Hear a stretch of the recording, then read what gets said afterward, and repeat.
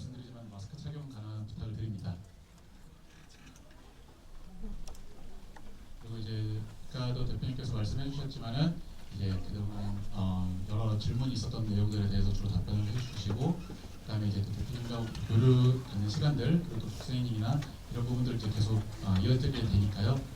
참고해 주시면 되시겠고, 그리고 계속 말씀드리지만 저희 펀드 상담이나 주니어 펀드는 저희가 그 앱으로 가입이 안 됩니다. 그래서 저희가 그 필요한 서류들이 있기 때문에 주니어 펀드 그 계좌 개설 같은 경우는 이제 저희가 본사 쪽에서 계속 직원들이 도움을 드리고 있습니다.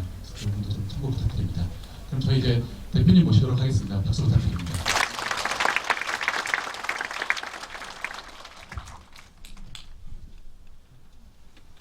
이거 다 하셨어요? 제가 그 여기 신과 함께 김동완 대표 잘 아시죠? 그래서 저희는 20만 될지 알았어요. 근데 지금 10,000명 조금 넘었어요. 지금 딱 보름 남았는데 이상하게 아무리 유튜브로 설명해도 이거를 안 하시더라고요. 주위에 많이 알려주시고요. 너무 중요한 거거든요. 우리나라가 정말로 선진국들라면 금융교육 없이는 절대 불가하거든요. 제가 학교에 많이 강연을 합니다. 너무나 안타까운 거는요, 아이들이 돈의 중요성을 몰라요. 돈 얘기하는 걸 싫어해요. 그러니까 부자가 된다는 거에 대해서 굉장히 부정적인 생각을 갖고 있죠. 부자라는 의미가 속으로는 다 부자 되고 싶지 않아요, 그죠? 근데 겉으로는 부자라는 얘기를 하기 싫어하고요. 또 심지어는 돈을 돌처럼 여기라는 걸 배웠죠. 그냥 거짓말이죠, 그죠? 그래서 그게 한국의 가장 심각한 문제가 아닌가 싶어요. 그러니까 전 세계에서 가장 돈에 대한 공부를 안 하는 나라가 한국이에요. 그러다 보니까 돈이 어떻게 운영되고 돈이 어떻게 굴러가고 이런 거에 대해서 전혀 아이디어가 없죠.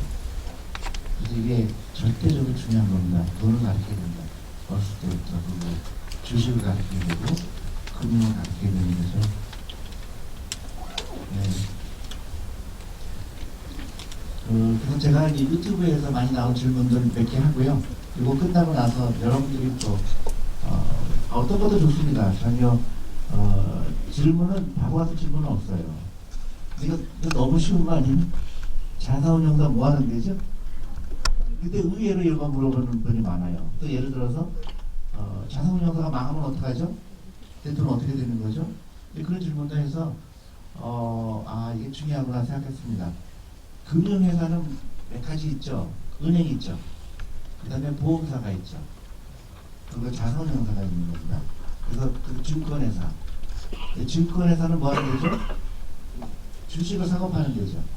그래서 대행을 해주는 거예요. 내가 삼성전자 주식을 사고 싶다? 그러면 누군가 대행을 해줘야 되잖아요. 그걸 증권회사가 하는 거죠. 자산운용사는 증권 사는 거를 해주는 게 아니라 자산을 대신 투자해 주는 거죠. 여러분들한테 돈을 받아서 그 돈으로 대신 투자하고 연구해 주고 하는 것뿐입니다. 대신에 수수료가 있는 거죠. 그런데 이래서 옛날에 은행이 망했는데 그래서 망해서 어떻게 됐죠? 많은 은행에 예금한 사람들이 돈을 못 받는 경우도 있잖아요. 그래서 은행은 그걸 방지하기 위해서 은행은 보험을 듭니다. 그래서 은행이 혹시 문을 닫더라도 예금한 사람들한테 해를 안 끼치게 하는 거죠. 근데 한도가 있죠. 얼마죠? 5천만 원인가요? 그래서 5천만 원까지는 은행이 물어주지만 그 이상이 되는 거는 커버가 안 되죠. 그래서 여러 은행에 분산하는 것도 중요하겠죠. 예금하려면요. 근데 자산운용사가 망하면 어떻게 될까요? 자산운용사가 망하면 전혀 관계가 없어요. 왜냐하면 여러분들이 펀드에 투자한 돈은 누가 갖고 있을까요? 우리가 갖고 있는 스타트에서 갖고 있죠. 은행이 갖고 있어요. 그래서 자산운용사하고 전혀 관계가 없습니다. 그래서 자산운용사는 대부분 규모가 작죠. 근데 오히려 더 안전한 거죠. 그런 면에서 보면 투자가가 절대로 보호가 된다는 거 말씀하시고요. 그래서 많은 사람들이 우리 이제 앱을 다운로드 받으라고 하니까 앱이 잘 안 돼요 그래요. 그래서 왜 그러냐고 했더니 왠지 화제 앱을 다운로드 받았고 어떤 분은 왠지 종금을 다운로드 받으셨어요. 그래서 왠지 자산 운영이다 이렇게 말씀드릴 수 있습니다. 네, 미국 같은 경우는 자산 운용사가 엄청나게 커요. 그래서 피델리티라든가 뱅가드라든가 이 규모가 무지무지 크죠. 근데 한국의 자산운용사는 규모가 작아요. 왜 그럴까요? 네? 네, 주식 투자하는 사람이 없어서 그래요. 그리고 자산이 어디 들어가 있어요? 부동산에 들어가 있죠. 그리고 은행 예금에 들어가 있고 그게 이제 심각한 문제죠. 심각한 문제예요. 근데 일본이 그것 때문에 굉장히 지금은 일본도 계속 지금 잘못되고 있는 이유가 그거죠. 돈이 일하게 하는 거를 깨닫지 못했기 때문이에요. 돈이 일하게 하는 거를 깨닫는 사람과 깨닫지 못하는 사람의 차이가 크고요. 깨닫는 나라, 깨닫지 못하는 나라의 차이가 크거죠. 그래서 제발 어렸을 때부터 주식을 가르쳐주라고 하는 이유가 그겁니다. 가장 내 돈을 열심히 일하게 시키는 게 주식이거든요. 그리고 좀 이따 나오겠지만 주식에 대한 생각을 다시 해야 돼요. 왜 북촌에 있느냐? 또 그런 질문도 많이 하시더라고요. 제가 다른 질문하는데 그리고 왜 여의도에 있어야 되죠? 그죠? 왜 여의도에 있어야 되죠? 이렇게 생각이 박스에서 나오지 못하더라고요. 옛날에는요, 미국에도 증권회사가 어디 있었을까요? 월스트리트에 있었죠. 옛날에는 주식을 사면 자전거로 배달해줘요. 그러니까 한 곳에 뭐가 있어야 되겠죠. 그래서 미국의 월스트리트 증권회사가 생긴 거예요. 지금은 월스트리트 증권회사 다 있을까요? 없을까요? 없죠. 어디는 뉴욕에 있고, 어디는 시카고에 있고, 어디는 플로리다에 있고 엄청난 겁니다. 근데 한국에 오면 좀 여유도 있어요. 생각이 다양하지 못한 거죠. 그리고 전부 서울에 있죠.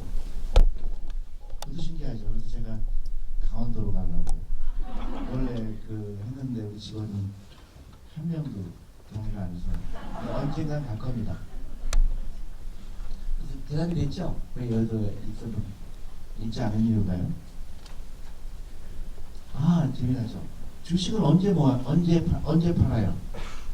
되게 재미난 질문이죠. 여러분도 어떻게 생각하세요? 언제 팔아요? 네? 대부분의 사람들은 주식을 사자마자 팔 생각을 하죠. 그래서 20% 올라가면 얼른 팔죠. 그리고 이제 떨어졌다가 다시 또 샀다가 20% 올라가면 또 팔고 굉장히 그럴듯하죠. 근데 주식은 그렇게 움직이지 않아요. 예를 들어서 내가 10,000원 주고 어떤 주식을 샀는데 12,000원이 됐어요. 그래서 팔아요. 그러면 내가 천재구나 내가. 그죠? 돈을 이렇게 쉽게 벌었네. 내가 일을 가지 않아도 내가 10,000원 주고 샀는데 12,000원을 파니까 내가 천진자입니다. 그 다음에 또 이제 주식값이 내려가기 기다렸다가 샀다가 또 20% 되고 팔고 너무너무 쉽게 벌죠. 근데 그런 일이 일어날까 안 일어날까요? 절대로 그런 일이 일어나지 않아요. 그래서 그것 때문에 사람들이 주식 실패하는 겁니다. 그럼 다시 얘기하면은 마켓 타이밍이라고 해요. 그래서 여러분들이 만약에 주식 사면, 증권에서 주식 사면은 한 20% 올라가면 증권회사 직원 연락이 올 겁니다. 빨리 파시죠. 그죠? 그 다음에 사는데 또 반대로 20% 마이너스 되면 또 뭐라 그래요? 손절매하라고 그러죠. 그거는 주식 투자가 아니죠. 그러니까 주식이 뭔가에 대한 이해가 전혀 없기 때문에 그런 거예요. 그거를 도박하는 거죠. 내가 어떤 회사 주식을 사는 거는 너무너무 갖고 싶어서 사야 돼요. 이 회사가 계속 장사를 잘하고 있구나. 그죠? 예를 들어서 제가 여성들한테 많이 얘기하는데 구찌백을 사는 대신에 구찌백 주식을 샀으면 엄청난 돈을 벌었을 텐데 그런 거거든요. 이거를 사면은 이게 구찌백 전 세계 잘 팔리니까 돈을 벌겠구나. 그거거든요. 근데 많은 사람들은 그렇게 생각 안 해요. 어떻게 생각하냐? 내가 여기 만 원에 사서 12,000원에 팔면은 그 여러 번 하면 돈 많이 벌겠지. 그러니까 절대로 실패하는 겁니다. 그렇게 하는 게 아니에요. 주식은 안 파는 거예요. 안 파는 기술이에요. 주식은 안 파는 겁니다. 우리 아이들한테 주는 거예요. 그럼 엄청난 돈이 돼 있을 거예요. 다만 팔을 때는 예외 조항인 겁니다. 예외 조항이에요. 언제 팔죠 그러면?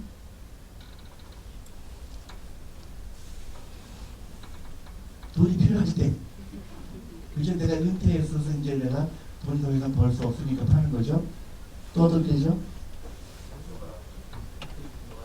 대표가 또라이 짓해서 그것도 뭐 근데 그때는 사지 말았어야지. 그거를 예를 들어서 제가 미국에서 일할 때 제 옆에 있던 동료가 그런 얘기를 했었어요. 우리는 주식을 파는 순간 그 주식을 사지 말았어야 된다는 얘기죠. 주식을 안 파는 거예요. 근데 이제 아까 얘기했듯이 회사가 이상한 짓을 할 때 돈을 많이 벌었는데 갑자기 골프장 산다고 그러는 거예요. 예를 들어서 그러면 실망스럽죠? 동업자인데 그럴 때 팔죠. 또 어떨 때 팔까요? 세상이 변했을 때 새로운 기술이 나와서 예를 들어 여러분들 기억하시죠? 없어진 그런 사람이 많죠. 인터넷이 나오게 되고 또 예를 들어서 옛날에는 간단하게 얘기해서 슈퍼마켓이 굉장히 잘 됐었는데 전부 이제는 온라인으로 주문을 받으니까 세팅하죠. 그럴 때는 이제 세상이 변했구나. 그러면 그 주식을 팔고 다른 데 갈 수밖에 없죠. 네 가지 예외 조항이 있습니다. 그 다음에 또 하는 어떤 때는 갑자기 주식 가격이 이상하게 올라가는 거예요. 근데 전혀 납득이 안 되는 이유로. 그런데 주식이 올라갈 때 예를 들어서 누가 정치 대통령 출마하는데 보니까 진짜 분명하더라. 그래서 막 올라가는 경우 있죠. 테마주라고 그러죠. 혹시 테마주로 올라가는 나라는 전 세계에서 한국밖에 없어요. 그만큼 주식을 도박으로 사는 거예요. 그리고 대통령을 친구로 뒀다고 해서 내 주식 좋아질 거라고 생각하는 거는 한국 사람들이 갖고 있는 부정을 당연시 여기는 거죠. 그렇게 투자하는 건 좋은 방법이 아니죠. 펀더멘털을 보라는 이유가 그겁니다. 그래서 주식을 볼 때는 제일 중요한 게 동업자다. 그래서 동업자는 어떻게 되죠? 믿을만 해야 되겠죠. 그 경영진의 자질이 제일 중요한 척도입니다. 어떤 주식을 사더라도 그걸 질문에 살펴보는 게 중요해요. 경영진이 어떤 사람인지, 또 어떻게 그동안 배상을 줬는지, 그게 제일 중요한 척도예요. 그리고 주식은 안 파는 거다, 안 파는 기술이다. 그렇게 생각하시면 됩니다. 주식은 올라갈 수밖에 없어요. 그게 자본주의의 기본입니다. 근데 시간이 걸릴 뿐이에요. 시간이 걸릴 뿐이에요. 그래서 계속 사는 거예요. 그래서 요새 어저께 미국도 2% 빠졌죠? 이 공포죠. 이 바이러스에. 사실 굉장히 좋은 기회죠. 왜냐하면 어차피 이거는 오래 가지 않잖아요. 오래 가야 몇 년이죠? 1년이죠. 근데 내가 주식을 10년, 20년 투자하고 싶은 사람은 진짜 좋은 기회가 오는 거죠. 항상 그랬거든요. IMF도 그랬고 리만 때도 그렇고 결국은 어떻게 해요? 주식은 올라가죠. 올라갈 수 없는 이유가 뭘까요? 아니에요. 주식은 올라갈 수밖에 없다고 얘기하죠. 계속 돈을 벌게 되는 거예요. 매출액이 작년에 비해서 올해는 더 좋잖아요. 그죠? 이 바이러스 때문에 영향이 있겠죠. 예를 들어서 여행사 같은 경우 여행을 안 하잖아요. 그렇게 매출에 영향이 있겠죠. 근데 길게 보면은 예를 들어 매출액은 5% 줄었는데 주식 가격은 20% 빠지는 거예요. 그러니까 이때 팔아야 돼요, 사야 돼요? 사야 되죠. 그래서 여유가 있는 사람들은 이렇게 사는 거죠. 그래서 반드시 주식은 여유 작업을 하라는 거죠. 그리고 어차피 내가 쓸 돈을 해라. 커피 안 사 먹어라. 자동차 팔아라. 가격비 쓰지 말라는 그런 얘기입니다. 그런 돈으로 투자하는 거예요. 그러면 그 부의 창출이 내가 갖고 있는 부가 그 다른 사람에 비해서 엄청나게 늘어나는 겁니다. 그거를 그건 굉장히 간단한 거예요. 근데 그거를 지킨 사람과 지키지 않은 사람의 차이인 겁니다. 그래서 매각하는 게 아니라 매각할 때는 예외조항이다. 반드시 생각하셔야 돼요. 그리고 물론 이제 어떤 주식을 살 거냐 그건 이제 공부를 해야 되는 거죠. 여러분 제가 유튜브에도 올렸지만 변동성과 위험성은 당연히 다른 거예요. 변동성은 주식 가격이 변하죠. 내가 10,000원을 쓰고 샀는데 5,000원이 됐어요. 여러분 마음이 아파요? 안 아파요? 아프죠. 근데 조금만 다시 생각했어요. 10년에 5만원 된다 그러면 의미가 있어요 없어요? 없죠. 그겁니다. 그래서 조금 다시는 생각할 수 있는 사람은 내가 10,000원 주고 샀는데 5,000원 되면 더 살 수 있다는 긍정적인 마인드를 갖는 거죠. 그 10년 후에는 그게 오히려 더 바잉 오퍼튜니티를 할 수 있는 거죠. 근데 대부분의 사람들은 그때 5,000원 됐을 때 못 견뎌요. 그게 변동성이라고 해요. 그게 위험이 아닌 겁니다. 위험은 내가 어떤 주식을 10,000원 주고 샀는데 10년 있다가 회사가 없어졌어요. 그 위험이죠. 그럼 어떻게 해야 돼요? 여러분 그 위험을 줄이기 위해서는 공부라고 사야 되죠. 그게 위험을 줄이는 겁니다. 근데 많은 사람들 그걸 착각을 해요. 변동성을 위험이라고 이렇게 뭐를 해요? 그래프를 봐요. 회사를 보지 않고 그래프를 보는 거예요. 그러니까 많은 전문가들이 너무 놀라운 거죠. 전부 한국 TV 보면 증권방송에서 이번 주에 올라갈 주식 얘기하죠. 주식이 뭔지 모르고 있는 거예요. 그건 주식이 아니죠. 카지노 가는 게 낫지. 그건 카지노 간 거죠. 알 수가 없는 걸 맞추려고 하는 건 카지노죠. 여러분들 어떻게 알아요? 여러분들 이 코로나 바이러스가 생길지 알았어요? 몰랐어요? 한 명도 모르죠. 근데 어떻게 주식 예측하죠? 이 바이러스 때문에 주식시장이 요새 안 좋잖아요. 어떻게 얘기하죠? 그걸 알려고 하는 게 주식투자는 아니에요. 알려고 할 필요가 없는 거죠. 내가 알 수가 없어요. 근데 알 수 있는 거는 이 회사가 튼튼하다. 이 회사가 돈을 잘 벌고 있다. 이 회사가 경쟁력이 있다. 그건 여러분도 알 수 있죠. 그게 공부하는 거예요. 그러고 나서 그 다음 액션이 뭐냐? 꾸준하게 사는 거, 그리고 잘못된 소비, 그죠? 소비비, 자동차 그런 거를 이걸로 투자를 바꾸라는 거예요. 제발 바꾸라는 거죠. 특히 제일 잘못된 게 아이들한테 투자하는 거죠. 안 갚잖아. 안 갚아요. 제일 잘못된 게 아이들한테 투자하는 거예요. 조정장이 오면 그때 사야 할까요? 지금 비싼 것 같아서요. 이게 이제 가장 많은 질문을 하죠. 이 주식 언제 사냐? 그죠? 어떤 주식을 사고 싶은데 이 지금 싼 때인지 비싼 때인지 알지 못하죠. 대부분의 사람들이 기다렸다 사라고 그러죠. 굉장히 무책임한 말이죠. 만약에 어떤 주식을 사고 싶어요. 너무너무 좋아요. 근데 10,000원 주고 10,000원이에요. 예를 들어서 살라고 했는데 이게 8,000원에도 살 수 있을 것 같은데 그죠? 기다리는 거예요. 8,000원 될까요? 안 될까요? 모르죠. 근데 갑자기 11,000원이 된 거예요. 그러면 아이 그때 살걸.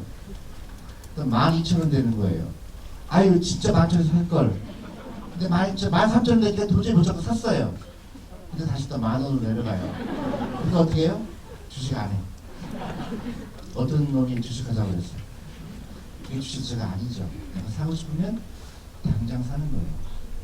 그 다음에 꾸준하게 사는 거예요. 8,000원이 돼도 사고 20,000원이 돼도 사는 거예요. 그게 나중에 10년 후에 100,000원이 되기 때문에. 그래서 단기간에 9,000원이 사건 11,000원이 사건 의미가 있어요 없어요?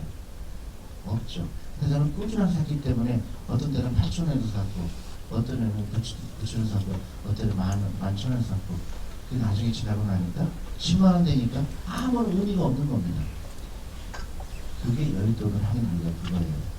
근데 이제 회사를 잘 골라야 되는 그거 있죠. 그거를 고르기 어려운 분들을 위해서 펀드를 하는 것 뿐이에요. 근데 펀드를 살 때도 마찬가지로 펀드 매니저가 어떤 생각을 하고 주식 투자하느냐가 굉장히 중요하죠. 나는 그렇게 주식이라는 걸 그렇게 보고 있는데 펀드 매니저가 그런 생각을 갖고 있지 않다면 그 펀드는 사면 안 되죠. 그걸 간접적으로 알 수 있는 방법이 턴오버라고 해요. 그러니까 회전율이 낮은 펀드를 사야 돼요. 주식을 샀다 팔았다 많이 하는 펀드는 좋은 펀드가 아니죠. 수수료로 다 나갔고 그 다음에 그 펀드 매니저의 철학이 단기로 노력하듯이 하는 거라는 철학이 갖고 있으면 사실 문제가 심각한 거죠. 그래서 턴오버로 간단히 말씀드리면 제가 운영하는 펀드는 미국에서 운영하는 펀드는 한 번 주식을 사면 10년을 갖고 있었어요. 네, 그 당시에 한국은 2000%도 있었어요. 2000%. 그러니까 나는 턴오버가 10%였어요. 네, 10년을 갖고 있다는 거는 약 10%라는 거예요. 내 포트폴리오에 바뀌는 그게 10% 정도밖에 안 됐는데 그 당시에는 한국이 2000%도 있었어요. 그러니까 잘못된 주식 철학이죠. 한국도 많이 좋아졌는데 아직도 많은 사람들이 저한테 와서 재수없어 그래요. 왜 어저께 누가 사람을 주식을 샀는데 마이너스야. 그러면 너무나 많은 경험하는 거죠. 전혀 문제가 안 되는 거예요. 이 회사에 내가 펀더멘탈을 보고 샀기 때문에 지금 주식이 빠지고 올라가는 거는 내 영향이 아니에요. 근데 어떤 경우는 3년 동안 마이너스가 되는 경우도 있어요. 근데 회사만 좋다 그러면 전혀 문제가 안 됩니다. 제가 삼성전자 얘기를 많이 듣는데요. 제가 삼성전자를 15,000원 주고 샀거든요. 근데 10만원 깨는데 10년 걸렸어요. 지금 얼마죠? 200만원, 300만원이죠? 그겁니다. 그래서 장기 투자하는 게 그런 거예요. 그래서 내가 시장을 예측하려고 하는 건 절대로 그럼 하지 말아라. 내가 갖고 싶으면 그 회사가 너무 갖고 싶으면 사는 거예요. 예를 들어 테슬라 너무 갖고 싶다. 그럼 사는 겁니다. 그리고 올라가도 사고 내려가도 사는 거예요. 내가 시장을 예측하려고 하는 사람은 결국 못 사요. 그래서 제가 많은 사람들 만나서 강의를 많이 했잖아요. 그래서 제가 물어보죠. 주식도 시작했어요. 그랬더니 아직 안 했다는 사람이 대부분이에요. 왜 안 하지? 아직 비싼지 안 비싼지 몰라서요. 내가 그게 제일 잘못된 투자라고 봅니다. 사는 거예요.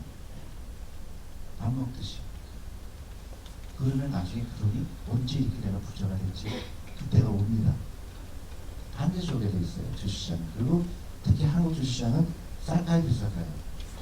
싸요. 왜 싸죠? 주식을 도박으로 생각하는 사람들이 90%가 넘거든요. 너무너무 좋은 시장이죠. 사람들이 투자 안 한다는 건 되게 좋은 거죠. 싸다는 거예요. 그러니까 영리한 사람들은 사기를 쓸 돈으로 주식을 사는 이유가 그거예요. 이게 나중에 큰 돈이 된다는 알게 되는 거죠. 필름연파 헬스케어 투자 아니면 이때다 차이나 어떻게 생각하세요?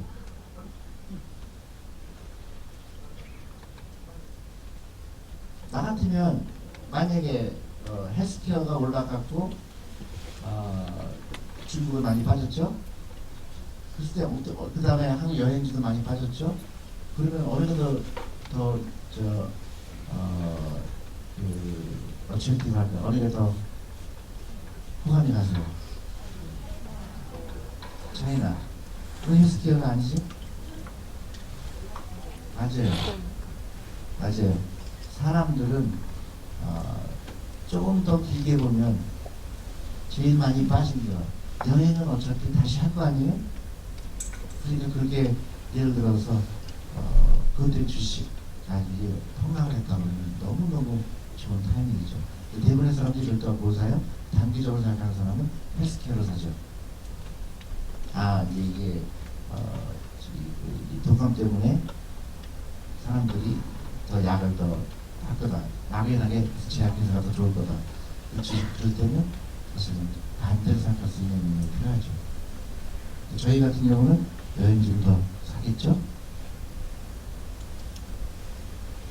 연금저축펀드, 제가 연금저축펀드에 대해 얘기 많이 하는데 주식 투자 안 하더라도, 나는 주식 투자를 안 한다고, 그러니까 죽어도 주식 투자 안 한다는 사람이라도 연금저축펀드는 반드시 해야 되죠. 세금 혜택이 있기 때문에. 가정주부도 난 직장이 없더라도 하셔야 되죠. 왜냐하면 세금, 내가 예를 들어서 펀드를 가입했을 때 만약에 주식에 투자하게 되면 주식에서 배당도 주고 이자도 주잖아요. 그거를 세금을 안 내고 계속 일을 하기 때문에 이게 절대적으로 중요한 거죠. 그래서 부부라 그러면 따로따로 연금저축펀드는 무조건 해야 되는 거죠. 그래서 400만 원까지는 공제를 하잖아요. 그러니까 이걸 안 하는 거는 너무너무 이해가 안 가요. 이건 무조건 해야 되기 때문에. 근데 1년에 400만 원이면은 하루에 10,000원이죠. 그래서 제가 캠페인을 하는 게 하루에 10,000원씩 캠페인하자. 하루에 10,000원 하면 어떻게 되죠? 커피만 안 사 먹어야 되죠. 그리고 그것도 실천하는 거죠. 그리고 잘못된 소비, 부자처럼 보이려고 하는 소비, 그걸 없애야 되는 거죠. 그리고 크레딧 카드도 반드시 없애야 되고요. 그래서 지금부터는 매일매일 조금이라도 부자가 되는 걸 연습하셔야 되는 거죠. 나만 부자가 되는 게 아니라 우리 자녀들도 부자가 되는 걸 해야 되고, 온 가족이 같이 해야 됩니다. 제가 책에도 썼지만은 부자가 되는 거는 미국의 유태인들은 그렇게 가르치거든요. 제너레이션 투 제너레이션이에요. 무슨 얘기냐면 대대로 부자가 되는 거예요. 대대로 부자가, 나만 부자가 되고, 나는 부자인데 우리 아들이 부자가 아니다. 그럼 어떻게 되죠? 다 뺏겨요. 우리 아들도 부자가 되고, 우리 할아버지도 부자가 되고, 내 손자가 부자가 되고. 그래서 제일 잘하는 사람이 누구죠? 유태인입니다. 유태인이 그거를, 그래서 온 가족 대를 이어서 부자가 되는, 엄청나게 부자 되는 거예요. 근데 그거를 한국은 대대로 가난하게 되는 사람이 너무 많아요. 가난할 수밖에 없습니다. 그 수입의 30%를 자녀 교육 하청 주는 데 쓰거든요. 학원에 보내는 건요, 우리 애들을 하청 주는 거예요. 유태인들은 꼭 엄마가 교육을 해요. 그래서 질문하게 하고, 그리고 왔을 때부터 직업을 선택한다든가, 그리고 항상 장기적으로 그런 거를 토론을 하죠. 한국은 아이들이 학원에 가서 한 11시, 12시까지 있는 게 너무나 바보 같은 교육을 하는 거예요. 그 아이들은 부자가 되지가 않아요. 왜냐하면 학원에서 부자대로 가르쳐야 안 가르쳐요. 가난하게 대로 가르치죠. 가난하게 되는 게 뭐죠? 취직하라 가르치죠. 아까 그분이 공부 잘했어요. 그래서 방송국의 PD였어요. 근데 어느 날 보니까 내가 뭐 하고 있지? 하루에 13시간, 14시간 일하는데 왜 월급은 180만 원밖에 안 주지? 너무나 당연한 질문이죠. 근데 그거를 학교 다닐 때 질문 안 해본 거예요. 남들이 하니까, 방송국 PD는 멋있어 보이니까 그냥 한 거죠. 근데 그거를 만약에 5살부터 생각했으면 어떻게 될까요? 6살 때도 생각했으면 그 아이의 앞으로 완전히 다르죠.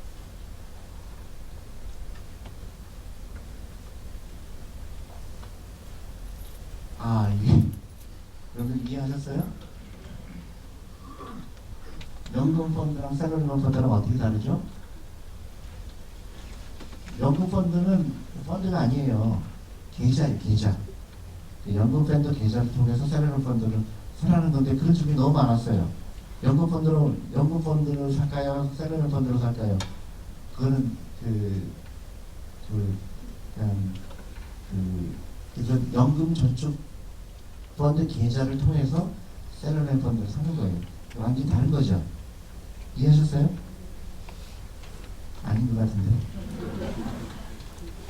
그러니까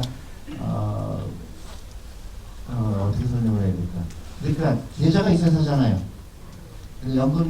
연금저축펀드의 세금 혜택을 받으려고 그러면 일단 연금저축펀드 계좌를 열어야 된다. 그 다음에 여러 가지 펀드를 구입할 수 있다는 거죠. 근데 이제 그걸 잘 이해하지 못하니까 그런 질문이 너무 많아서 제가 소개를 한 겁니다. 주니어 펀드를 연금으로 하면은 세금 혜택이 있나요? 이것도 마찬가지로 우리 아이들이 그 소득은 없지만 배당소득이라든가 이런 게 계속 이연되는 효과가 있다는 얘기죠. 그러니까 계속 세금으로 나가는 돈이 계속 나를 위해서 일한다는 거니까 굉장히 좋은 거죠. 그래서 아이들도 듣는 거 좋다. 400만 원까지. 대신에 어떤 게 있죠? 55세까지 못 찾죠. 근데 만약에 우리 10살짜리 그 자녀가 연금저축펀드에 들어서 55세가 됐을 때 쳤으면 그 돈이 엄청나게 커지죠. 복리가 40년을 냈다는 얘기는 무시무시한 거죠.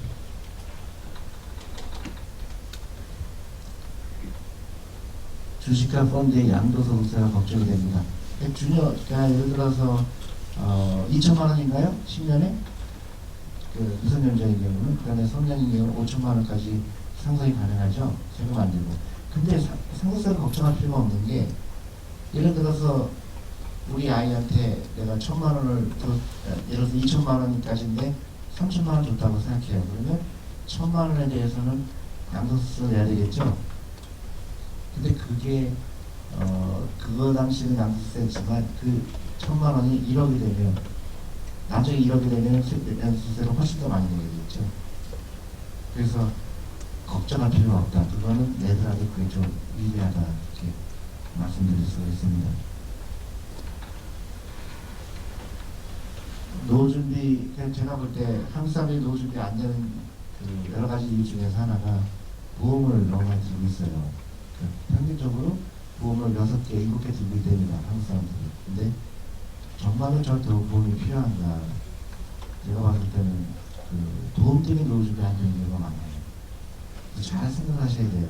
내가 이 보험을 왜 들었는지. 대부분 어떤 보험에 들었는지 몰라요. 그래서 연금저축보험을 연금저축펀드로 제가 옮겨가고 하는데 대부분의 경우 옮기지 못하는 보험들이 많아요. 단행이라든가. 근데 제가 물어보죠. 이 보험 왜 드셨어요? 그들이 막연하게 내가 노후준비 된다고 착각을 하고 있는 거예요. 근데 그 돈을 감당하고 다른 걸 못해요.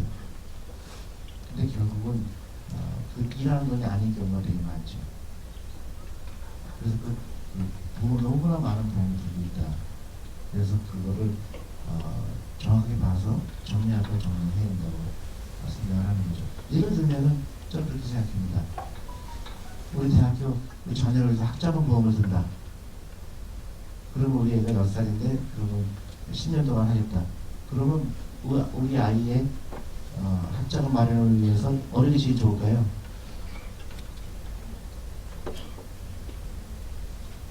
주식 사주는 게 낫죠. 10년 있다가 훨씬 더 커지죠. 보험보다. 보험은 대부분 원금 보장형이잖아요. 그 원금 보장에 밀려서 빠져나가겠죠. TDF 펀드, TDF가 뭔지 아세요? 타겟 데이트 펀드라는 겁니다. 그래서 많이 그 한국에서 선전을 하죠. 그래서 연령에 따라서, 그래서 내가 20대다 그러면 내 노후를 위해서 40년 동안 내가 어떻게 투자해야 될 건가. 한국에서 그런 게 많이 나오고 있어요. 그래서 점점 이제 은퇴가 가까울수록 주식 비중을 줄이는 방법이에요. 그래서 이제 알아서 해주는 펀드죠. 그래서 저희가 그 비슷하게 나온 게 주니어 펀드, 세븐맨 펀드 이걸 출시한 이유가 그거예요. 그래서 TDF랑 비슷한 성격이죠. 아이들은 몇 퍼센트 주식이 들어가야 될까요? 갑자기 이렇게 다 조용하시죠? 100%죠, 100%. 근데 이제 내가 만약에 30대다 그러면 약간의 차분이 들어가 있는 거고, 그 다음에 내가 60대다 그러면 주식 비중을 많이 줄여야 되겠죠. 주식의 변동성이 크기 때문에. 그런데 아이들은 100% 주식에 투자가 됩니다. 인덱스 펀드 아시죠? 그 인덱스 펀드가 유리한가? 매출 펀드가 유리한가? 그런 질문을 많이 해서 제가 대답을 드리는데요. 인덱스 펀드는 말 그대로 인덱스로 사는 거죠. 코스피로 사는 거예요. 코스피를 사는데 그러면 내가 뭐 어떤 주식을 사고 어떤 주식을 안 갖고 있고 그런 염려가 없죠. 인덱스만 사는 겁니다. 시장이 올라가면 버는 거고 시장이 전체가 떨어지면 손해를 보는 거죠. 근데 저는 한국은 제 생각이지만은 인덱스 펀드가 많지 않다고 생각해요. 왜냐하면 갖고 싶지 않은 주식이 너무 많아요.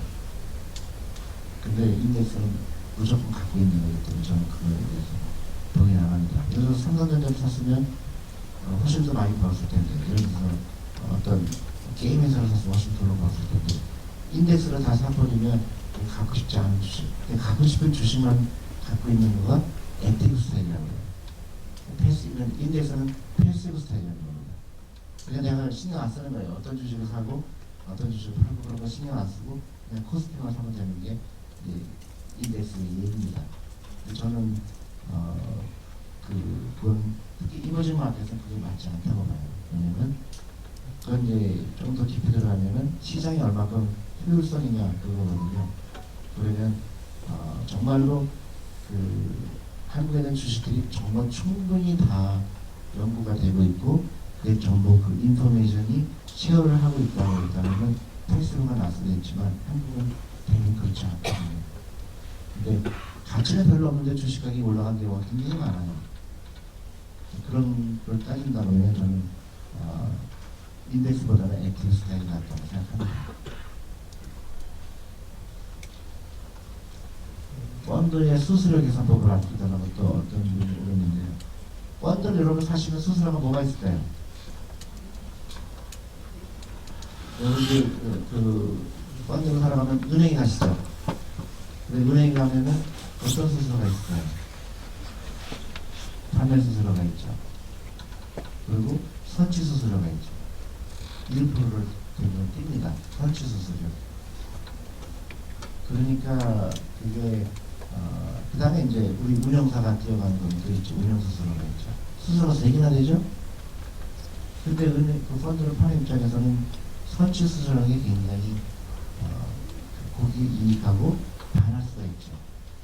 여러분들이 펀드를 옮겨갈 때마다 1%를 또 떼잖아요.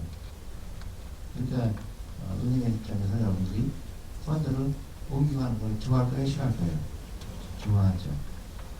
그게 이제 굉장히 왜곡될 수가 있는 겁니다. 그래서 저희가 집행한 이유가 그거예요. 그러니까 수수료를 최소화해야 돼. 그런 수수료가 필요하지 않은 수수료라고 생각하는 거죠.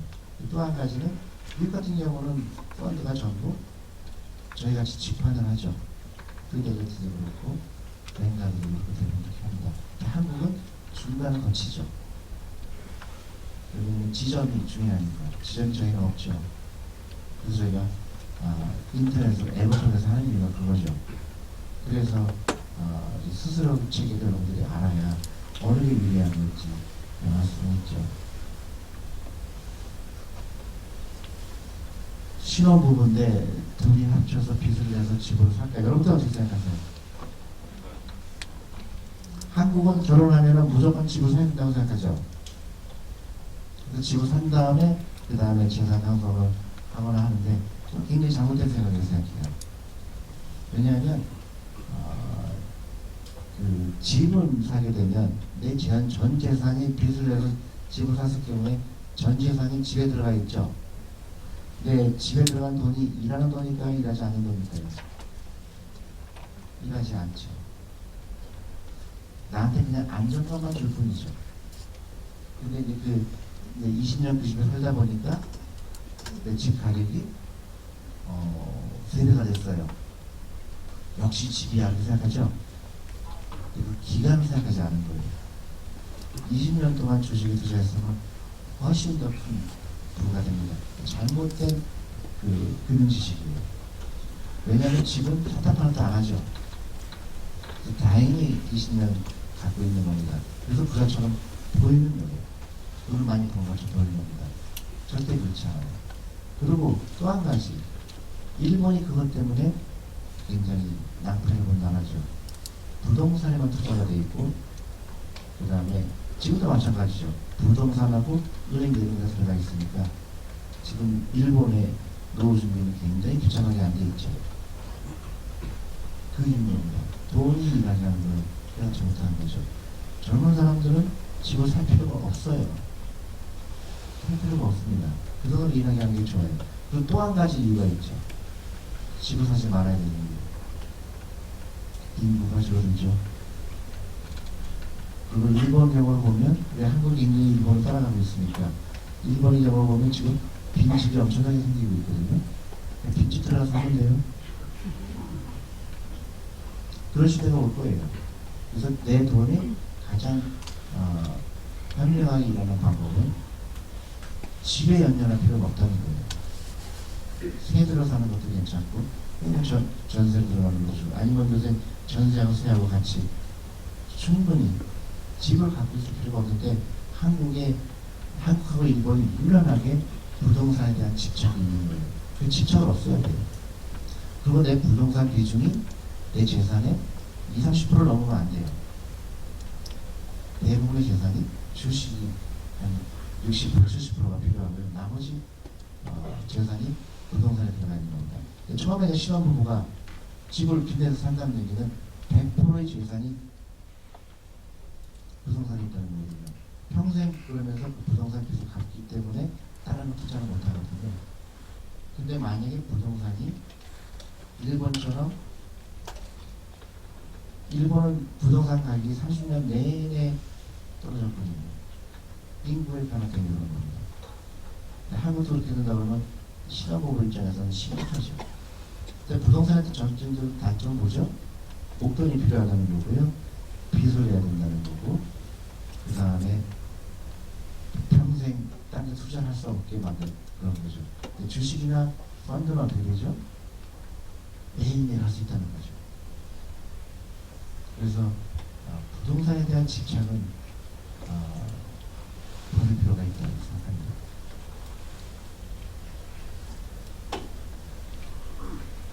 그래서 많은 사람들이 질문해요. 부동산하고 주식하고 어떻게 틀려요? 어느 게 유리할까요? 아직도 많은 사람들이 부동산이 유리하다고 생각해요. 제일 중요한 거는 확장성입니다. 여러분들 투자할 때는 확장성이죠. 주식에 투자하는 이유는 뭐죠? 아까도 얘기했지만 매출액이 늘어나는 거예요. 이익이 늘어나는 거예요.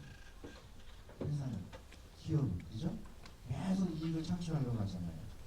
매출액이 10% 늘어나고 20% 늘어나고 또 어떤 안 좋을 때는 5% 늘어나고 어떤 때는 좀 마이너스가 될 수도 있고 좀 끊임없이 확장을 합니다.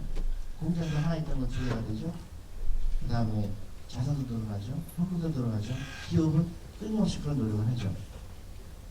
그래서 예를 들어서 어떤 기업을 내가 투자를 했더니 20년 기다렸더니 매출액이 1조였던 회사가 20조가 되더라. 그러면 당연히 주식 가격은 거기에 반영이 되게 돼 있죠. 그래서 주식에 투자하는 겁니다. 근데 부동산은 50년 전에 50평짜리 아파트 샀는데요. 50년 지났는데 5,000평 되나요? 확장이 없습니다. 그럼 왜 부동산 투자할까요? 인플레이션 때문에. 왜냐면 월세가 올라가니까, 그죠? 그렇지만 그 이상의 확장성은 없는 겁니다. 그래서 어느 나라를 가도 주식시장이 부동산보다 올라갈 수밖에 없는 거예요. 이게 간단한 원리예요. 그게 자본주의의 가장 간단한 원리죠. 내가 투자한 게 일을 하느냐 안 하느냐, 확장성이 있는 거죠. 근데 집은 있어야 되고, 그죠? 또 어느 정도 내가 그 집이라는 거는 또 어떤 그 센티멘탈한 것도 있죠. 제가 가꾸고 싶기도 하고 또 그 집을 자주 갖고 있는 그런 거는 있을 수가 있죠. 그래서 전체 재산의 한 30%가 부동산에 있는 건 문제가 안 됩니다. 근데 한국은 지금 뭐죠? 80%가 부동산에 들어가 있어요. 그러니까 이걸 빨리 해결하지 않으면 나중에 낭패 볼 수가 있어요. 부동산이 폭락을 하거나 부동산이 일본처럼 꾸준하게 내려간다 그러면 내가 그걸 빌면서 샀을 때는 더 심각하죠.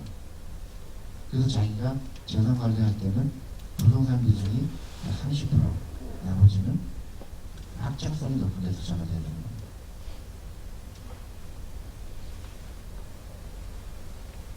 공매도, 여러분들 공매도가 뭔지 아세요? 졸리세요? 너무 말씀이 없어갖고. 공매도가 뭔지 아세요? 근데 이제 그러니까 한국 주식이 안 좋은 이유가 공매도라고 얘기해서 저는 그렇게 생각하지 않아요. 공매도라는 건 뭐냐면 주식이 내가 없지만 이 주식이 가격이 떨어질 것 같으니까 내가 그냥 파는 거예요. 빌려서. 그러면 사람들이 생각할 때 나쁜 놈이라고 생각해요. 왜 주식 가격이 떨어진다고 생각? 내가 예측할 뿐이에요. 그래서 예를 들어서 내가 A라는 주식이 5만 원인데 저거 너무 비싸다. 저거 3만 원 가치밖에 없다. 그러면 팔아야 되죠. 근데 주식이 없어요. 빌리는 거예요. 그래서 그걸 이제 공매도라고 합니다. 영어로 숏 친다 그래요.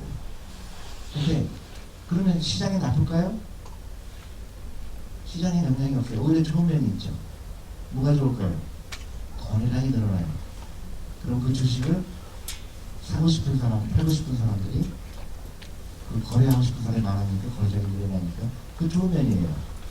회사가 내가 어떤 주식을 팔 때 거래가 많이 일어나야 내가 팔 수 있잖아요. 근데 공매도하는 일을 잘 못한 사람은 나쁜 거라고 얘기하죠. 그때 공매도를 했는데 5만 원인데 3만 원이 될 거로 생각해서 매각을 했는데 이게 6만 원이 되면 어떻게 될까요? 이건 엄청나게 손해보는 거죠, 그 사람은. 왜냐면 빌린 거잖아요. 그러니까 그동안 이자 다 내야 되죠.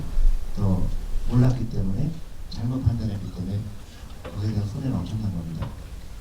단순히 나쁜 게 아니에요. 그럼 그 사람들은 그 주식을 해야 되니까 어떻게 되죠? 사야 돼요, 그죠? 갚아야 되니까 사야 되죠. 그러면 주식은 올라가게 되겠죠. 그래서 단기적으로는 떨어질 수도 있고 올라갈 수 있는데 이 공매도라는 걸 잘 이해를 해야 돼요. 공매도가 반드시 나쁜 게 아니다. 근데 신문에서는 공매도 나쁜 놈이라고 그러고 막 세력이 있잖아요. 잘못된 지식이다 이렇게 생각할 수 있습니다. 이건 잘 모르겠어요. 질문은 그런 일이 있었는지는 모르겠어요. 근데 공매도는 그렇게 나쁜 게 아니다. 이렇게 정리를 하면 되고요. 레이 달리오가 말한 경제 위기는 장기 투자입니다. 그래서 장기 투자하는 겁니다. 위기를 우리가 알 수가 없어요. 그래서 여러분들은 아까 얘기했듯이 주식 투자하는 이유는 20년, 30년 투자하는 거거든요. 중간에는 위기도 오고 위기가 아닐 때도 있고 호황일 때도 있고 합니다. 근데 그거를 알 수가 없어요. 대신에 그걸 안다는 사람들은 다 거짓말입니다. 그걸 알려고 하는 노력보다는 나는 꾸준하게 사는 거예요. 그래서 기다리는 겁니다. 확장을 기다리는 거예요. 4%로는 여러분들 이게 굉장히 중요한 건데요. 여러분들이 은퇴했다. 은퇴를 했을 때 여러분들이 내가 어느 정도 돈이 필요할까 계산해야 되겠죠. 내가 예를 들어서 60세에 내가 은퇴한다 그러면 60세부터 내가 100년을 살아야, 아니 100년이 아니라 40년을 더 살아야 되잖아요. 그럼 내가 어느 정도 돈이 필요할까? 그래서 4%로 나온 거예요. 원금에 손상이 있으면 안 되겠죠. 여러분들이 예를 들어서 내가 10억이 있다. 그럼 내가 10억이 대부분 계속 줄어들면 큰일 나죠. 그래서 줄어들지 않고 원금을 보장하면서 내가 노후를 보낼 수 있는 방법을 생각하는 겁니다. 그래서 4%율이라는 게 뭐냐면 내가 은퇴했을 때 내가 갖고 있는 현금성 자산, 주식을 포함해서 이게 4%가 내 1년 생활비예요. 내가 10억을 갖고 있으면 4천만 원이 내 1년 생활비인 겁니다. 왜냐하면 그 돈 가지고 4% 정도는 벌 수가 있거든요. 여러 가지 방법으로. 원금의 계산이 없죠. 그래서 무조건 4%를 내 1년 생활비를 쓰는 겁니다. 여러분들 잘 생각해 보세요. 그럼 지금 보면 만약에 내가 40이다. 그럼 20년 후에 10억 갖고 될까요? 안 될까요? 안 되죠.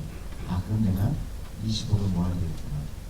20억을 만들기 위해서 매일매일 20억을 만들기 위해서 다가가는 겁니다. 그래서 그런 목표가 있으면 돈 쓰는 게 무섭죠. 그래서 그런 목표가 있는 사람은 자기 라이프 스타일을 거기에 맞출 수가 있는데 그 목표가 없는 사람은 어떻게 되겠지. 그런 사람들은 나중에 60이 됐을 때 엄청나게 대가를 치르게 되는 거죠. 한국이 지금 그런 상황이에요. 어디서 돈을 다 썼죠? 사기업의 자동차 보험 여기 다 쓴 거예요. 그게 지금 한국의 심각한 겁니다. 그래서 노후 준비가 가장 안 된다는 한국인 이유가 그거예요. 그럴 준비를 못한 거예요. 만약에 그 한 달에 100만 원 쓰는 돈을 투자했다 보면 전혀 문제가 안 돼요. 전혀 문제가 안 됩니다. 근데 잘못된 라이프 스타일이에요. 부자처럼 보이면 안 되고 외제차. 여러분들이 오늘 돌아가실 때는요 학원을 반드시 들으셔야 돼요. 내일부터 애들이 안 나온다고 그러거든요. 정말 그런 자신이 없으면 5년 후에 똑같이 후회합니다. 그때 할 것, 그때 할 것. 액션이 필요해요. 당장 만들어야 돼요. 그럼 아이들을 해방시키고 공부 잘하는 게 부자가 되는 거와는 반대이 된다는 것을 해야 돼요. 공부 잘하면 앞으로 그런 같이 PD가 되어갖고 대부분 이름만 PD 그만뒀죠. 다 PD 그만 친구도 있거든요. 그러면 그 방송국 사장 되려고 노력하겠죠. 방송국 사장 되면 부자가 됐을까요? 안 됐을까요? 빚이 훨씬 더 많아요. 그게 공부 잘하는 사람들의 오류예요. 공부 잘하는 사람들은 공부로 부자가 되려고 해요. 절대로 그런 일 안 해요. 공부 못할수록 부자가 되는 거는요 너무나 당연한 거예요. 공부를 못해야 돼요. 정말이에요. 근데 부자가 되면 공부 못해도 되죠. 근데 한국은 부자가 되고 싶다면서도 행동을 전파해요. 아이들한테 공부 잘하라고 그러죠. 그래서 학원에 보내죠. 그래서 국영수 잘하죠.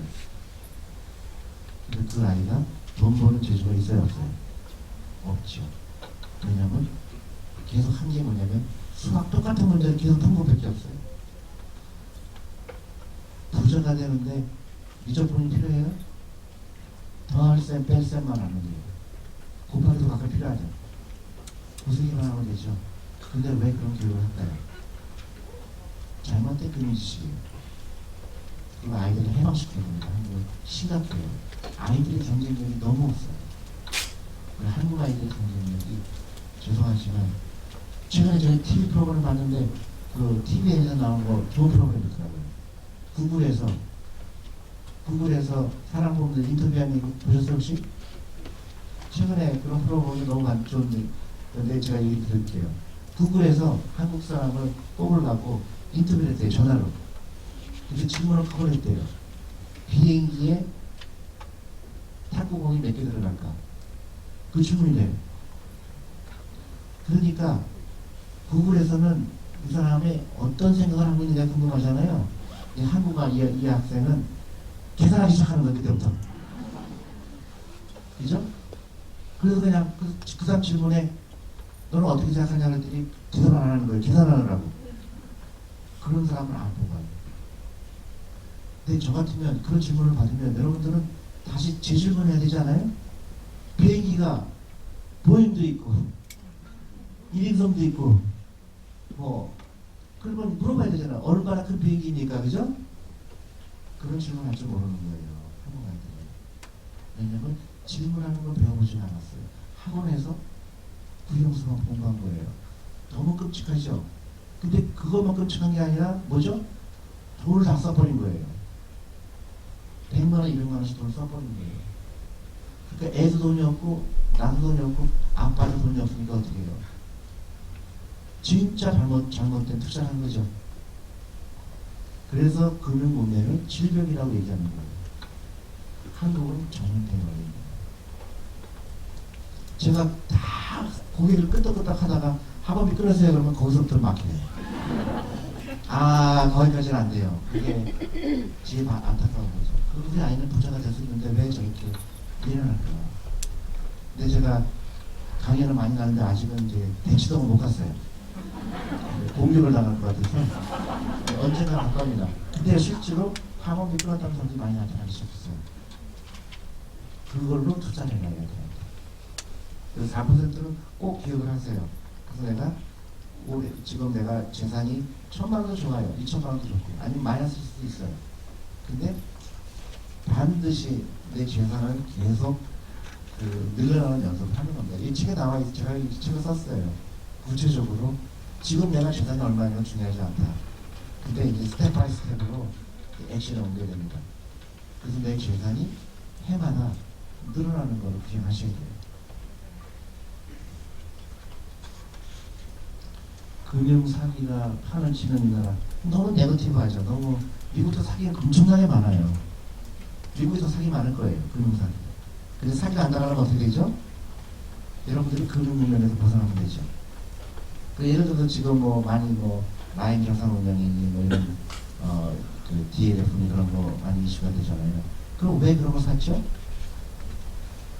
몰라서 산 거잖아요. 근데 정말 굉장히 간단한 거예요. 근데 그걸 모르기 때문에 다 받는 거예요. 그러니까 금융문명이 중요한 거죠. 그리고 제도는 어떻게 되느냐? 제도가 나쁜 게 아니에요. 제도가 나쁜 게 아닙니다. 한 사람 한 사람이 금융 지식이 너무 없어요. 너무 없기 때문에 그냥 쉽게 하는 거죠. 그리고 그 세상에 공짜 정신은 없습니다. 공짜 정신은 없어요. 절대로 허황된 거 아니에요. 예를 들어서 이런 거 선전해 보면 한 달에 50만 원만 내면 내가 좋은 주식 찍어준다고 그러잖아요. 그런 거 절대 속으면 안 되겠죠. 왜냐면 그 사람이 나보다 알 수 있는 게 없어요. 근데 사람들은 자기가 다른 사람보다 나보다 많이 알고 그러면 그 사람이 되는 거예요. 여러분들 금융지식을 써야 되는 거고요. 계산이 필요한 거는 딱 한 가지로 생각해요. 퇴직연금 제도예요. 퇴직연금이 지금 대부분 한국은 은행 예금에 들어가 있어요. 원금 보장. 원금 보장이라는 건 아무런 의미가 없죠. 내 돈을 이해해야 되는데 원금 보장이 있다는 거는 일본하고 똑같이 되는 거죠. 그래서 지금 그 많은 몇백 조의 돈이 지금 투자가 되지 않고 있어요. 그 퇴직연금 제도가 계산이 필요합니다. 해외 거주자는 아직은 안 됩니다. 그 대리인이 필요하고요. 저희 직판으로는 아직 안 되고 있어요. 저희가 개발 중에 있습니다. 대표님, 사실은 이게 굉장히 많이 듣는 질문이에요. 예를 들어서 남편은 정말로 그걸 믿고 그래서 아이 사교육비 안 쓰겠다고 하고 하는데 와이프가 죽어도 안 된다는 부분이 있고요. 또 반대인 경우도 오히려 많아요. 그 어머니는 맞다. 우리 노후 준비가 더 중요하다. 아이들한테 부자 되는 게 더 중요하다 얘기하는데 남편이 또 그런 경우가 있고 그럼 어떻게 해야 되죠? 어떻게 해야 돼요? 아이 책을 사서 주면 되죠. 네요. 이거는 제가 책에서 썼지만 같이 하는 게 너무 중요합니다. 같이 하는 게 중요한데 대부분 비밀로 해요. 주식도 비밀로 하고 그렇게 하면 안 돼요. 아이들도 같이 해야 돼요. 아이들하고 여러분들 주식 얘기하는 게 너무 중요합니다.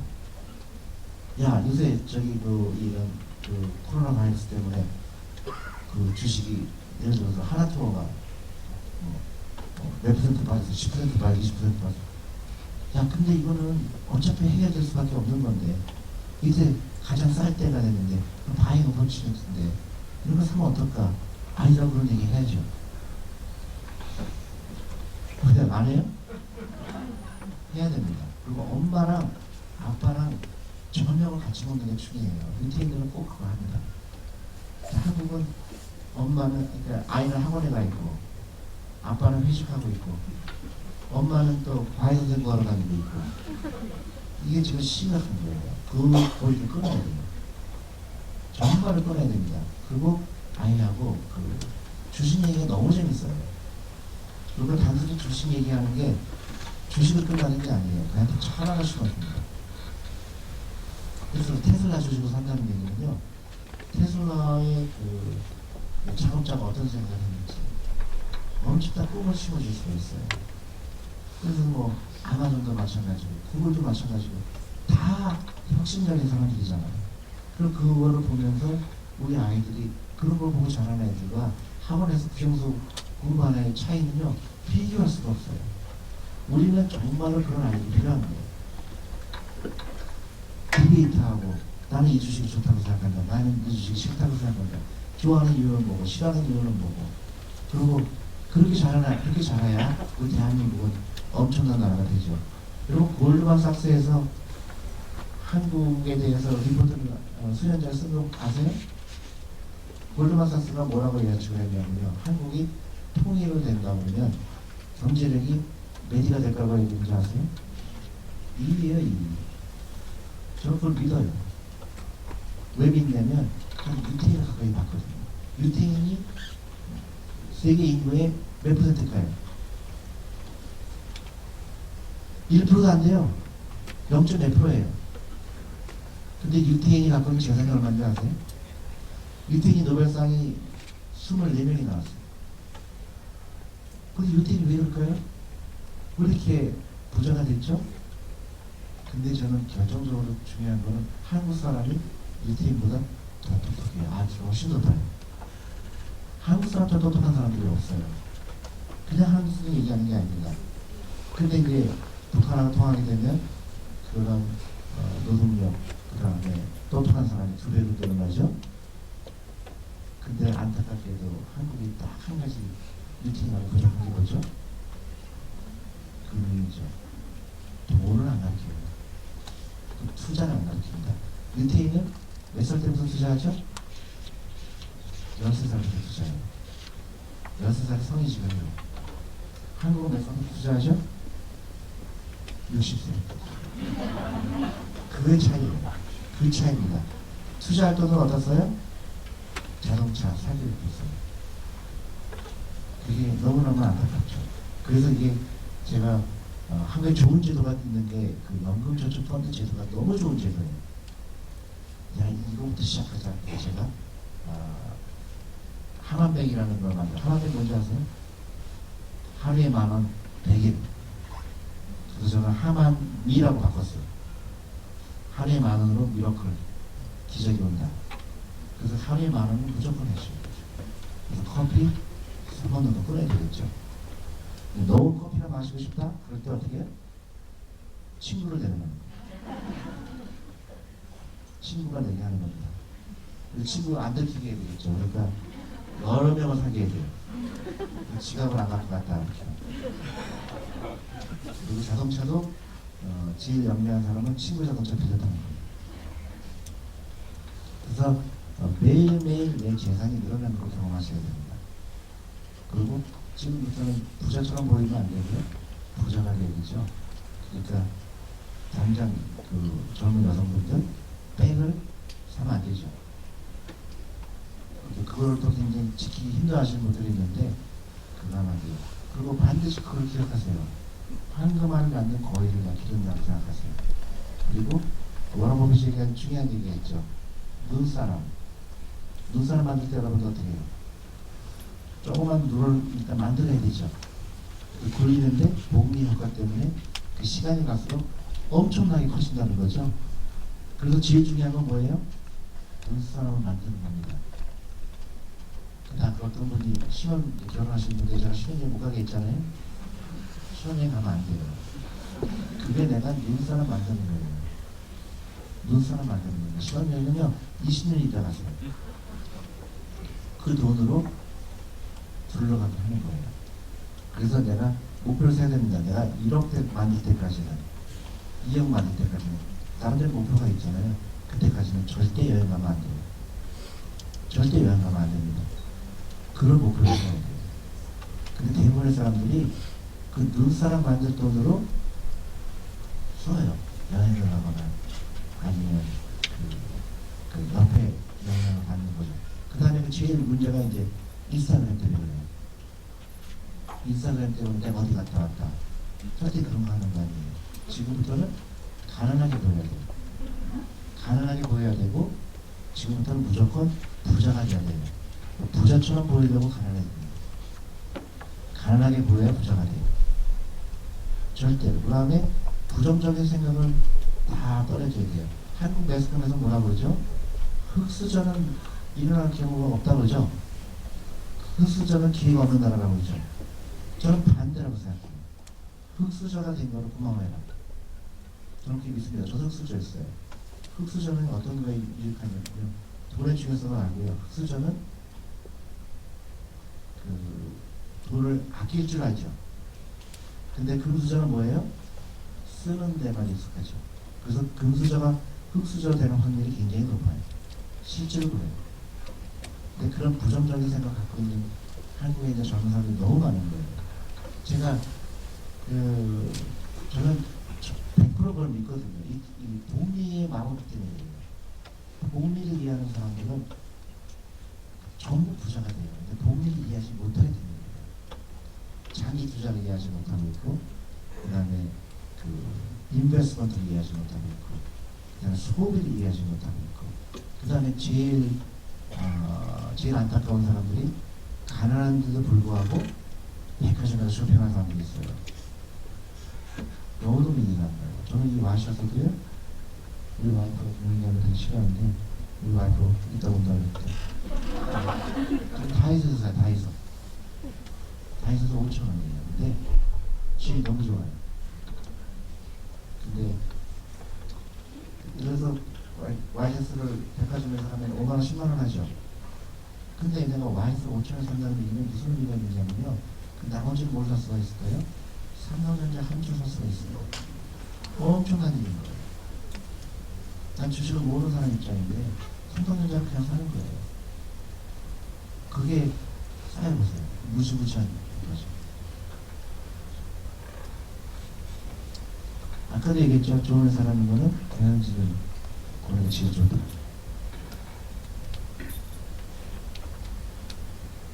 저평가를 그게 근데 쉽지가 않죠. 근데 결국은 돈을 잘 버는 회사 여러분들이 그렇게 어렵지 않아요. 근데 반드시 그 영어 보고서를 읽어라. 어떤 주식을 살 때 그리고 10년 동안 주식 거래량이 어떻게 저기죠 매출액이 어떻게 되는지 그런 건 다 알 수 있습니다. 자산운용 보고서 공부를 어떻게 드려요? 너무 광범위해갖고요. 근데 이렇게 매달 하는 거 찾아보세요. 그리고 저한테 전화하시고 물어보시고 인터넷 들어가시면 다 공부할 수 있습니다. 근데 이게 너무 광범위하죠? 이런 질문이 어디 있어요? 제가 책을 3개나 썼는데. 네. 내가 왜 주식인가? 엄마 주식 사주세요. 그 다음에 부자 되기 있으니까 이건 이 새로 나온 책은 사실은 주식 관한 책은 아니고요. 라이프 스타일이라는 책이고요. 왜 주식인가 하고 엄마 주식 사주세요가 대부분 주식에 관한 얘기니까 주식이라는 거는요 정답이 없어요. 굉장히 간단한 거예요. 여러분들이 누가 와서 나 창업하고 싶은데 어떤 거 창업하면 좋을까요? 이거랑 똑같아요. 다 사람 틀리죠. 나는 이거 하고 싶고 저거 하고 싶고. 주식도 마찬가지예요. 내가 동업하고 싶은 회사. 내가 회사를 차린다면 이런 회사 차리고 싶은데 시장에 있는 거예요. 그거 사는 겁니다.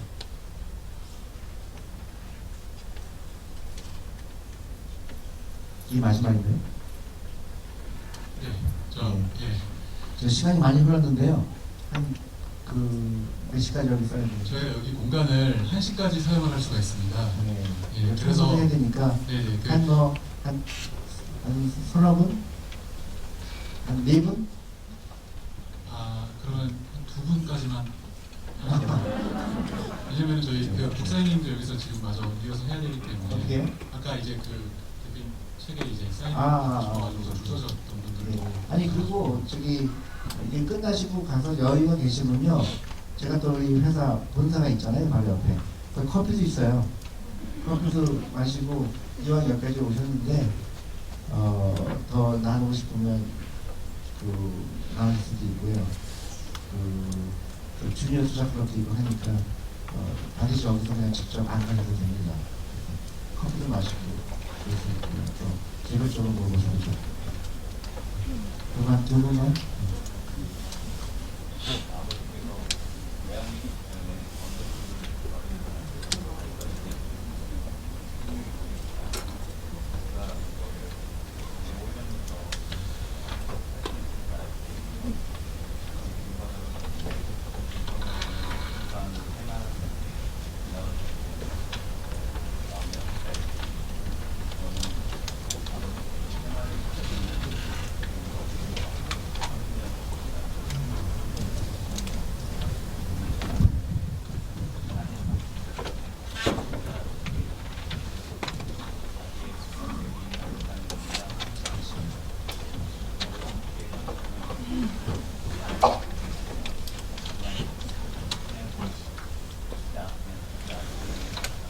지금 말씀하신 질문이 이제 많은 사람들이 갖고 있는 비슷한 스토리인 것 같은데요.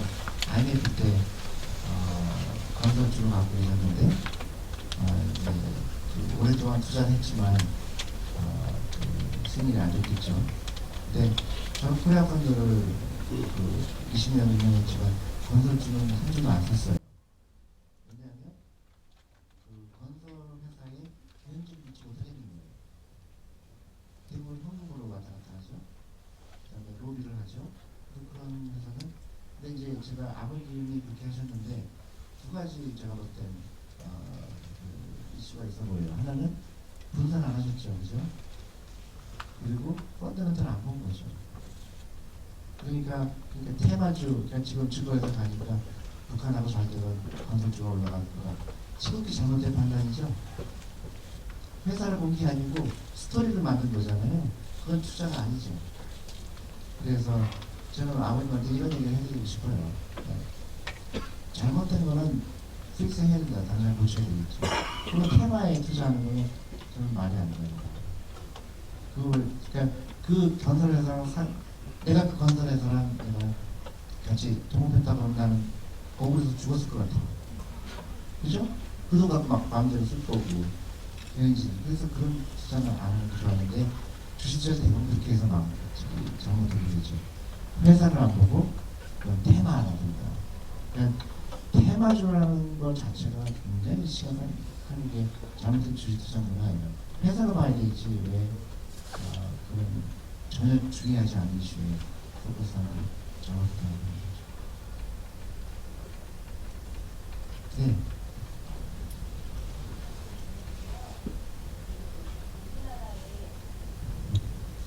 네, 우리나라의 그 대표님과 같은 투자 문화를 바꾸고 주식의 투자 문화를 바꾸고 또 금융 문맹에 탈출을 하고 싶어 하는 그런 기업인이나 또 다른 금융인을 보신 적이 있는지. 그럼요. 네. 지금 그러니까 주식 농부 그분도 많은 돈을 버셨어요. 그분은 개인 투자가지만 그분은 주식 투자하는 거를 농부가 농사하는 거랑 똑같다고 얘기했잖아요. 100% 동의하는 거거든요. 나무를 심는 거하고 비슷하다. 그런 분도 있고 그분도 하는데 다만 많이 알려지기도 했지만 이제 저같이 이렇게 막 끊임없이 하지는 않았던 것 같고요. 그럴 필요도 없었던 분이고. 근데 저는 왜 개인적으로 이렇게 강연도 하고 하는 이유가 너무나 안타까운 거예요. 한국 사람처럼 똑똑한 사람이 없는데, 한국처럼 좋은 나라가 없는데 왜 헬조선이라고 그럴까요? 이렇게 기회가 많은 나라인데 그게 너무 안타까운 것뿐이죠. 한국은 결정적이 좋은데 뭔지 아세요? 한국은요? 미국에 비했을 때 안전해요. 엄청나게 안전한 나라예요. 한국 사람 잘 몰라요. 그리고 인터넷 세계에서 제일 빠르죠. 그리고 교통수단 너무 잘 돼 있죠. 물가 싸죠. 근데 헬조선이라고 해요. 너무 신기하죠? 왜 헬조선이라고 할까요? 헬같이 사는 거예요. 아이 입장에서 돌아가보세요. 아이 입장에서 이 좋은 세상에서 밤 11시, 12시까지 그 학원에 있는 애들이 행복할까 안 할까요? 그 엄마들이 만든 거예요. 엄마들이 만든 거예요. 사회가 만든 거예요. 절대로 한국 그런 나라가 아니고 엄청난 기회가 있는 나라인데 스스로 파괴하는 거예요. 그래서 내가 안타까워서 세계 역사라 자동차 팔아라 하는 겁니다. 그냥 다 부자가 되주는데 왜 바보같이 왜 그 돈을 우리 아이 교육을 하청 주는 데 돈 다 쓰냐. 저는 하청이라고 보거든요. 아이들 교육을 엄마가 해야 돼요. 그런 대화하고 같은 시간에. 근데 한국은 무엇인지 다 학원에다 갖다 줘야 된다고 생각해요.